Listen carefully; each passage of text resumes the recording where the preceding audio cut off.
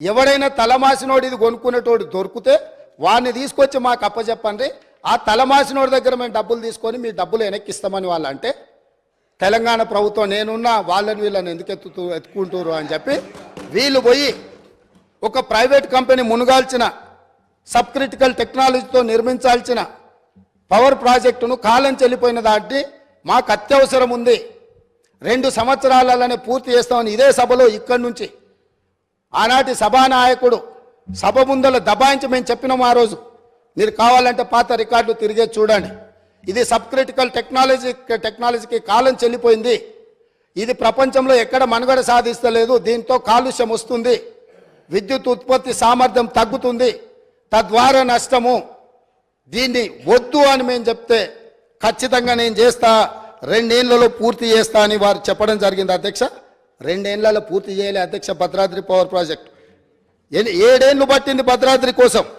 7 ఏళ్లలో 4 × 270 1080 మెగావాట్స్, 2 సంవత్సరాలలో 6,75,00,000 ప్రతి మెగావాట్కు ఖర్చు పెట్టి ప్రాజెక్టు నిర్మిస్తామని ఒప్పందం చేసి ఈ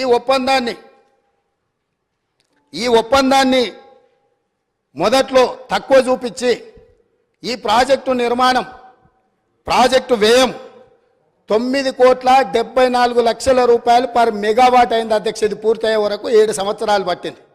అత్యవసరంగా మనకు అవసరాలు ఉన్నాయి, అనుమతులు తీసుకోవడానికి ఆలస్యం అవుతుంది, టెండర్లు పిలిస్తే కూడా ఆ ప్రాసెస్తోనే ఆ 2 నెలలు టెండర్లు పిలిచే కాలం కూడా వృధా అవుతుంది.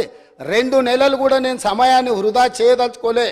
ఎన్ని వేల కోట్లు ఖర్చు పెట్టైనా సరే నా రైతులకు విద్యుత్ ఇస్తా అని ప్రజల సెంటిమెంటును ప్రాతిపదిక చేసుకొని ఆనాటి ముఖ్యమంత్రి గారు 6,75,00,000 రూపాయలకే పర్ మెగావాట్ విద్యుత్ సామర్థ్యంతో ఉత్పత్తి చేస్తామని చెప్పి భద్రాద్రి పవర్ ప్రాజెక్టును కొనుగోలు చేయడం జరిగింది. తద్వారా ఇండియా బుల్స్ కంపెనీకి మేలు జరిగింది, వాళ్ళ డబ్బులు వాళ్ళకు వచ్చినాయి.